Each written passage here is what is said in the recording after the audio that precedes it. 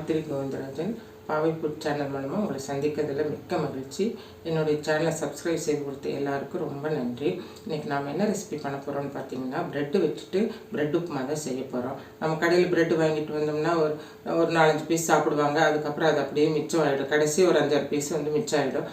அந்த பீஸ் பார்த்திங்கன்னா உங்களுக்கு எக்ஸ்பிரி டேட்டும் வந்துடும். அப்போ நம்ம எடுத்து தூக்கி போடுற மாதிரி ஆயிடும். அதுக்கு நம்ம உப்புமா செய்கிறோம். அந்த உப்புமா எப்படி செய்யலாம் என்னங்கிறத பார்க்கலாம் வாங்க. இதுக்கு என்னென்ன இன்க்ரீடியன்ஸ் வேணும்னு பார்க்கலாம்.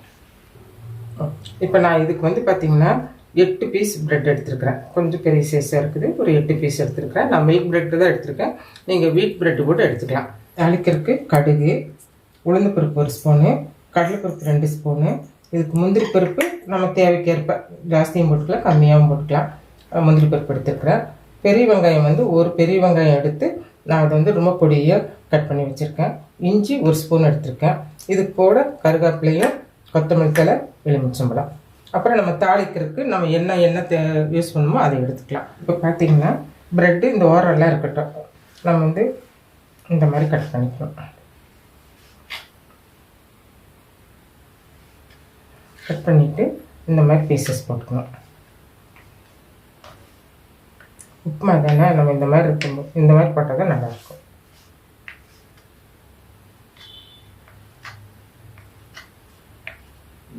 இப்போ இது மாதிரி எல்லா பீசஸும் நம்ம கட் பண்ணிக்கலாம். கட் வச்சுட்டு நம்ம எல்லாமே தாளிக்க போகிறோம். அதனால கொஞ்சம் மீடியம் ஃப்ளேமில் வச்சுக்கலாம். இப்போ இது 3 டேபிள் ஸ்பூன் எண்ணெய் சேர்த்துக்கலாம். நம்ம கடுகு ஒரு 1/2 ஸ்பூன் சேர்த்துக்கலாம். புரிஞ்சது உளுந்து பருப்பு சேர்த்துக்கலாம். உளுந்து பருப்பு, கடலைப்பருப்பு ரெண்டுமே சேர்த்துக்கலாம். இது ரெண்டும் கொஞ்சம் நல்லா ப்ரௌன் கலர் சேர்த்தோம்.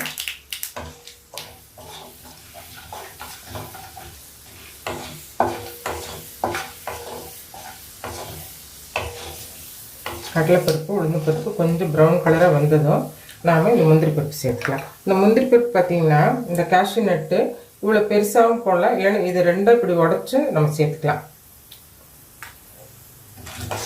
இப்போ கடலைப்பருப்பு ப்ரௌன் ஆகிடுச்சு. நம்ம இந்த கேஷ்யூ நட் சேர்த்துக்கலாம். முந்திரி பருப்பு இதில் சேர்த்துக்கலாம். முந்திரி பருப்பு நமக்கு கொஞ்சம் ப்ரௌன் கலர் வரட்டும். முந்திரி பருப்பு நல்லா ப்ரௌன் ஆகிடுச்சு. இப்போ இது கூட நம்ம வெங்காயம் சேர்த்துக்கலாம். வெங்காயம் பெரிய வெங்காயம் பெரிய சைஸாக 1 எடுத்து நல்லா ரொம்ப பொடிசாக கட் பண்ணியிருக்கேன். இது கூடவே நம்ம காரத்துக்கு நான் 2 சின்ன பச்சை மிளகாய் சேர்த்துருக்கேன். நீங்கள் உங்கள் காரத்துக்கு தகுந்த மாதிரி 1 சேர்த்துக்கலாம், 2 சேர்த்துக்கலாம். நான் 2 சேர்த்துருக்கிறேன்.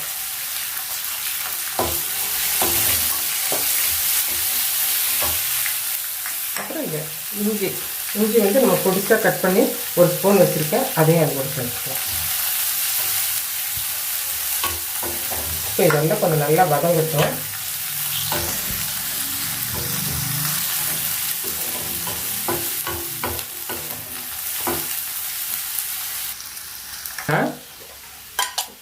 மஞ்சள் பொடி கொஞ்சம் சேர்த்துக்கலாம். ஒரு 1/4 ஸ்பூன் சேர்த்துக்கலாம். அப்புறம் கருவேப்பிலை, இது கூட நம்ம கருவேப்பிலை சேர்த்துக்கலாம். சேர்த்துட்டு நமக்கு ப்ரெட்டில் உப்பு இருக்கும். அப்போ நம்ம இதில் நம்ம கொஞ்சம் கம்மியாக சேர்த்துக்கலாம். பார்த்துட்டு சேர்த்துக்கணும். ஏன்னா ப்ரெட்லேயே உப்பு இருக்கும். அதனால் நான் கொஞ்சம் சேர்த்துக்கிறேன். பத்தலைன்னா அப்புறம் போட்டுக்குவேன். வெங்காயம் கலர் சேஞ்ச் ஆகிடுச்சு. லேசாக ப்ரௌன் கலர், ரொம்ப வரல, லேசாக வந்திருக்கு. இப்போ இந்த ஸ்டேஜில் நம்ம கட் பண்ணி வச்சுருக்கோம் இல்லையா ப்ரெட்டு, அடுப்பு ரொம்ப கம்மி பண்ணி வச்சுட்டு இந்த ப்ரெட்டை நம்ம இது கூட சேர்த்துக்கணும்.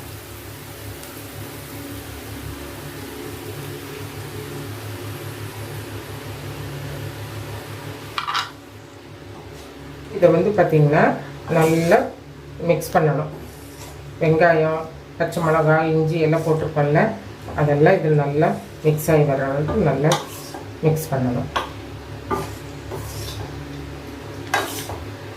இது ரொம்ப ஈஸியானதும் கூடங்க. நமக்கு காலையில் பிரேக்ஃபாஸ்ட்டுக்கு இது வச்சுக்கலாம். இல்லை நைட்டு ஜாஸ்தியாக பசி இல்லை, அந்த மாதிரி டைமில் ஒரு லைட்டாக டிஃபன் எடுத்துக்கணும்னு, நைட் டின்னர் எடுத்துக்கணும்னு நினைக்கும்போது இந்த மாதிரி உப்புமா செஞ்சுக்கலாம். குழந்தைங்க ஸ்கூலுக்கு போயிட்டு வந்தாங்கன்னா கூட அவங்களுக்கும் நம்ம ஒரு ஸ்நாக்ஸாக பண்ணி கொடுக்கலாம். இப்போ நல்லா கலந்து விட்டுங்க. எலுமிச்சம்பழம் பார்த்திங்கன்னா ஒரு 1/2 பழம் இதை நான் புழிஞ்சிட்டு அதை ஊற்றுற பாருங்கள். கரெக்டாக ஒரு ஸ்பூன் ஊற்றுனீங்கன்னா போதும். இப்போ இது பாருங்கள், கரெக்டாக 1 ஸ்பூன் இருக்கும். அதை நம்ம இதில் ஊற்றலாம். ஊற்றிட்டு நல்லா மிக்ஸ் பண்ணிவிட்டு நல்லா கலந்து விட்டதுக்கப்புறம் பார்த்தீங்கன்னா கொஞ்சமாக நாங்கள் தண்ணி தெளிச்சுக்குவோம். நாங்கள் பால் கூட நீங்கள் தெளிச்சிக்கலாம். அப்போ இன்னும் கொஞ்சம் ஒரு சாஃப்ட்னஸ் கிடைக்கும். தெளிச்சுட்டு தண்ணி சேர்க்குறோம், தண்ணி சேர்த்துக்கலாம். இல்லைன்னா பால் சேர்க்குறோம், பால் சேர்க்கணும். இப்போ ஃப்ளேம் வந்து கொஞ்சம் அதிகமாக வச்சுக்கோங்க. வச்சுட்டு நம்ம இது நல்லா மிக்ஸ் பண்ணிவிட்டு இறக்கிடலாம்.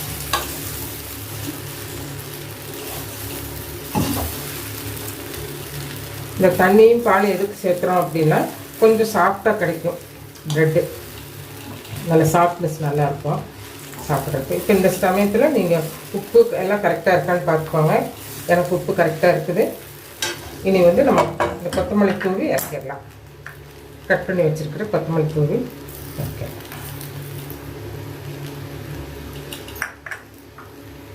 அவ்வளோதாங்க, ப்ரெட் உப்புமா ரெடி ஆகிடுச்சு. இதை நம்ம வேறு பாத்திரத்துக்கு மாற்றிக்கலாம். ப்ரெட் உப்புமா ரெடி ஆகிடுச்சு. ரொம்ப ஈஸியான ரெசிபி. ஒரு 10 நிமிஷத்தில் செஞ்சிடலாம். நாங்கள்லாம் குழந்தைகள், எங்கள் குழந்தைங்க ரொம்ப சின்னவங்களாக இருக்கும்போது ஸ்கூலுக்கு இட்லி தோசை இந்த மாதிரி தான் அதிகமாக கொடுத்து விடுவோம். அப்போ அந்த மாதிரி டைமில் என்ன பண்ணுறதுன்னு தெரியாமல் இருக்கிற டைமில் கூட நாங்கள் இந்த ப்ரெட் உப்புமா தான் செய்து கொடுத்துருப்போம். அது அவங்களுக்குலாம் ரொம்ப பிடிக்கும். இந்த ரெசிபி நீங்கள் செஞ்சு பாருங்கள். குழந்தைகளுக்கும் பிடிக்கும், பெரியவங்களுக்கும் பிடிக்கும். காலையில் பிரேக்ஃபாஸ்ட்டுக்கும் வச்சுக்கலாம். நைட்டு வந்து லைட்டாக டிஃபன் எடுத்துக்கணும்னு நினைக்கிறவங்க கூட இந்த மாதிரி ப்ரெட் உப்புமா செஞ்சு சாப்பிட்லாம். இந்த வீடியோ பிடிச்சிருந்ததுன்னா லைக் பண்ணுங்கள். உங்களுடைய நண்பர்கள் உறவினர்களுக்கெல்லாம் ஷேர் பண்ணுங்கள். சப்ஸ்கிரைப் பண்ண மறந்துடாதீங்க. மீண்டும் ஒரு புதிய வீடியோவில் சந்திப்போம். நன்றி, வணக்கம்.